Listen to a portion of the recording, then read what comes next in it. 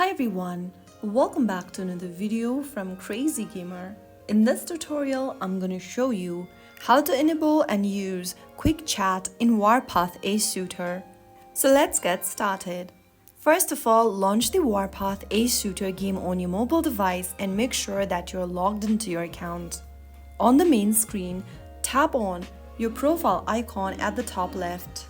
Now, click on the gear button that says Option at the bottom right, and then click on General. Inside General, scroll all the way down until you see the Personalize tab. And if you have turned off the emoticons or the quick chat option, simply toggle the button right next to it and make sure it turns green.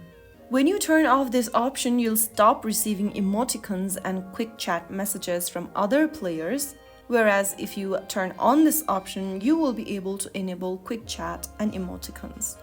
So that's how you easily do it. I hope the video was helpful to you. Make sure to like, subscribe and hit the notification bell for more Warpath Ace Shooters tips and tricks. I'll be back in the next video. Thank you for watching.